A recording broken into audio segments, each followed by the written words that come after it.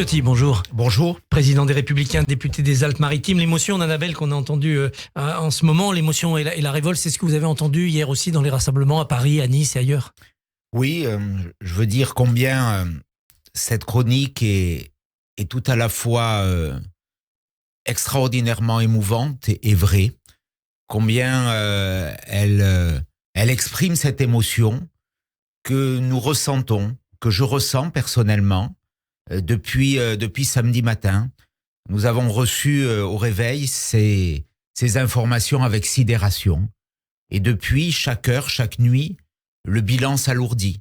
On nous parle ce matin de plus de 900 morts israéliens, civils. On voit ces images, certaines circulent, d'autres ont été diffusées.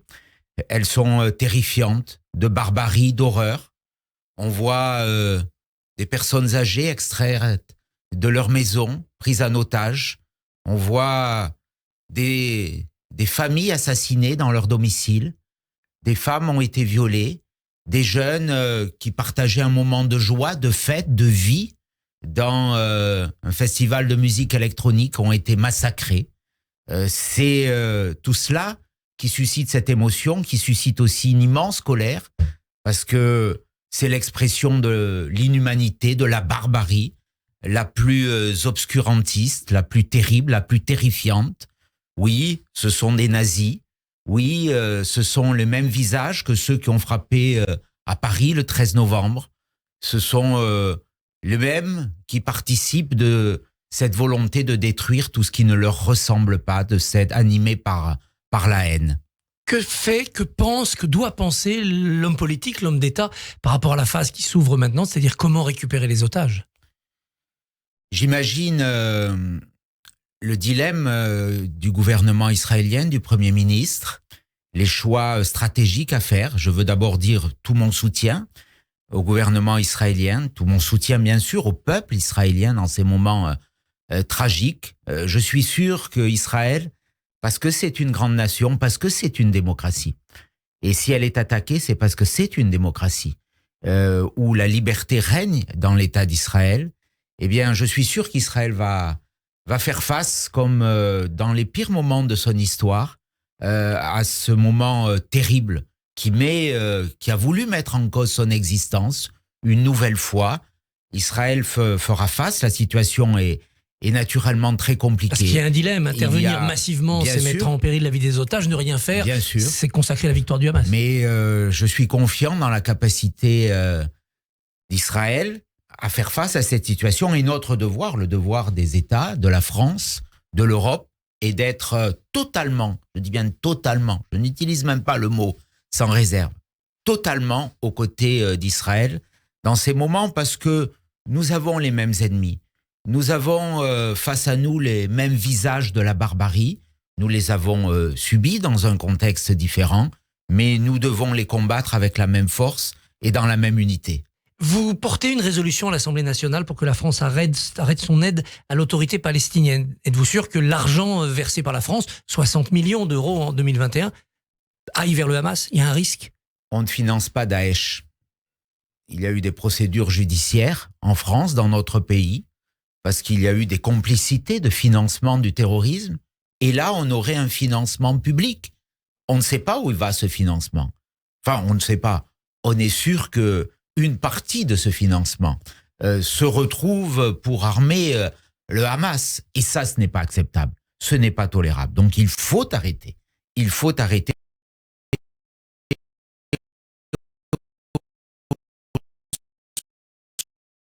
Pour l'autorité palestinienne, mais aussi pour des organisations qui œuvrent sur ces territoires. Ce n'est pas acceptable, ce n'est pas possible.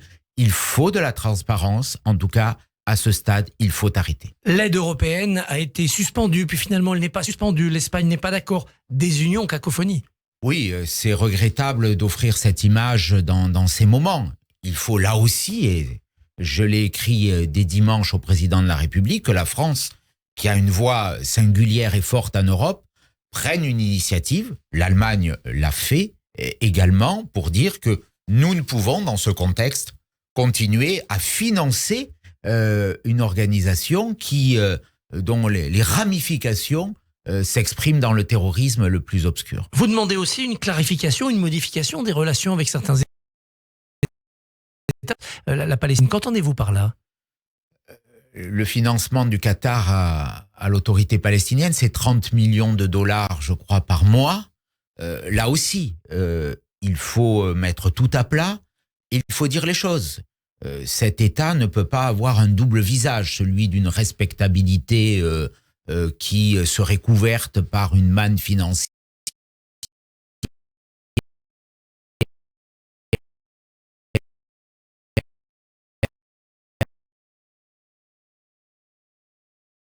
Ce double jeu, il faut aujourd'hui qu'il s'arrête et le dénoncer et que le Qatar sache où il se trouve, mais en tout cas arrête ce double jeu. Aux Nations Unies, certains s'inquiètent du siège qu'Israël veut imposer à Gaza, c'est-à-dire de ce que les populations civiles palestiniennes pourraient subir. Est-ce que vous partagez cette inquiétude? Je fais confiance, je le redis, à Israël dans sa capacité à se défendre. Aujourd'hui, c'est Israël qui a été attaqué de la pire des façons.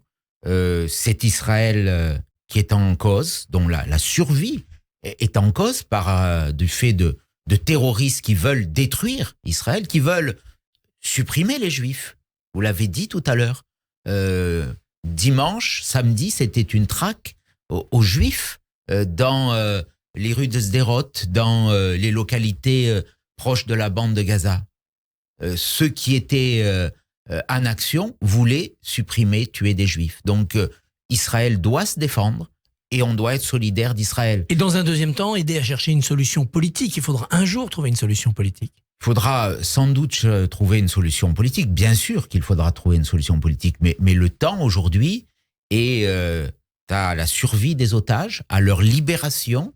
Le temps est à la protection d'Israël et c'est ce qui prime dans cet instant. Est-ce que la France devrait aujourd'hui, comme vous l'avez souvent demandé, reconnaître Jérusalem comme capitale? Moi, je le crois. Je le crois. Il y a ensuite cette question des deux États. Il faudra, dans l'avenir, sans doute, clarifier les choses, mais je ne veux pas évoquer cette question aujourd'hui. Ce n'est pas le moment. Ce n'est pas le moment. Aujourd'hui, il doit y avoir l'expression d'un soutien total à Israël dans sa capacité à se défendre. C'est un État qui a été, et un peuple qui a été attaqué, et un peuple particulier, un peuple qui a... par son histoire, était la victime de la pire des barbaries, de la Shoah, de l'Holocauste. L'État d'Israël, c'est aussi la conséquence d'un peuple qui voulait se protéger dans une terre où il y aurait, après la terreur de la Seconde Guerre mondiale, un havre de paix. Aujourd'hui, cet État, il est à nouveau avec les mêmes ferments attaqués. Donc, il y aura des débats politiques et on voit bien la séquence, l'émotion naturellement qui nous frappe. Et puis, il y aura une forme de banalisation, voire de contestation de ce que fera Israël. Et c'est là qu'il faudra être solidaire. En France, le débat porte aussi sur la vie politique et sur l'attitude de la France insoumise. Est-ce de l'apologie du terrorisme, ce qu'ils ont dit? Certains, oui. En tout cas, peut-être pas insoumis, mais le NPA, ce qu'a dit le NPA participe très clairement de l'apologie du terrorisme. Vous demandez leur traduction en justice ou leur dissolution? J'ai écrit au président de la République pour dire là aussi qu'il faut que l'action judiciaire se mette en marche pour poursuivre tous ceux qui tiennent ce discours de haine. On ne peut pas soutenir des hommes qui tuent, qui assassinent, qui prennent un otage, qui violent, qui massacrent des enfants. C'est camouflé dans un soutien aux Palestiniens. Des personnes âgées, ça, ce n'est pas possible. Mais il ne peut pas y avoir de camouflage à des actions de haine. La France insoumise, Arnaud Robinet, le maire de Reims, demande la levée de l'immunité parlementaire de certains députés dans le cadre des plaintes qui seront déposées. D'abord, il faut que l'action judiciaire soit activée. La levée de l'immunité parlementaire. C'est à la demande de la justice. Ce sont les procureurs généraux qui doivent le faire auprès de l'Assemblée nationale. C'est une procédure qui est très, très codifiée. Donc, si l'action judiciaire le demande, je suis membre du bureau de l'Assemblée nationale, je voterai la levée de ces immunités parlementaires. On est pour vous dans le franchissement d'une ligne rouge là, par la France Insoumise. On a eu les polémiques sur Médine, on a eu des polémiques diverses et variées. Là, c'est autre chose. Les Insoumis sont sortis depuis longtemps de l'arc républicain. Voilà, ils sont là, aujourd'hui, on le voit, animés par une idée quelque part de détruire nos institutions. Ils veulent changer nos institutions. Leur parcours, leur dérive est totalement terrifiante. Et je vois quand même avec stupeur qu'ils ont encore des alliés socialistes, qu'ils ont encore des alliés écologistes, qu'ils ont encore des alliés communistes. Je mets pas tout le monde dans le même sac. Je fais la distinction entre des élus communistes comme Fabien Roussel, des élus socialistes. Comme Jérôme Guedj qu'on a entendu ce week-end. Absolument. Mais ce sac, il existe, il s'appelle la NUPES. À eux d'en sortir aujourd'hui. À eux d'en sortir. C'est le moment pour eux de rompre. Ils sont en train de perdre leur dignité s'ils restent et s'ils côtoient des gens aussi toxiques et aussi dangereux. Les LR, qu'est-ce que les LR peuvent préparer comme politique diplomatique, géopolitique, comme politique de protection de la communauté juive ici en France pour aller vers les électeurs ensuite avec un programme complet? Ce que nous devons faire, c'est d'aller pas simplement vers une communauté. Nous avons une histoire, un rôle. C'est en Europe d'être ceux qui garantissent la paix et la sécurité au Proche-Orient, qui garantissent la paix et la sécurité d'Israël. Et sur notre territoire, ce qu'il faut, c'est que les Juifs de France ne se sentent pas aujourd'hui en péril sur notre territoire, ne soient pas des cibles. Et on sait que c'est le cas. On sait que c'est le cas aujourd'hui. On sait que c'est difficile pour un Juif aujourd'hui de sortir dans la rue avec une kippa, parce que c'est quelque part déjà apposer une cible sur lui. On sait qu'il y a des Juifs de France qui sont contraints de quitter certains territoires, de quitter certains quartiers. On sait que dans certaines écoles, sur certains territoires, il est difficile, de plus en plus difficile d'être juif. Et ça, ce n'est pas possible. Donc il faut aussi, c'est notre mission, c'est notre engagement, que ces valeurs qui ont fait la force de notre nation, celle d'une sécurité garantie pour tous et pour toutes, quelle que soit leur origine, quelle que soit leur religion, reviennent cimenter ce pacte républicain qui est aujourd'hui dangereusement ébréché. Éric Ciotti, président des Républicains, député des Alpes-Maritimes sur Radio J. Merci et bonne journée. Merci. Merci beaucoup Christophe Barbier. On vous retrouvera évidemment demain matin à 7h45. Avec David Amiel. Avec David Amiel, député Renaissance de Paris. On parlera bien sûr de cette situation en Israël à demain. Radio J. Retrouvez le Barbier du matin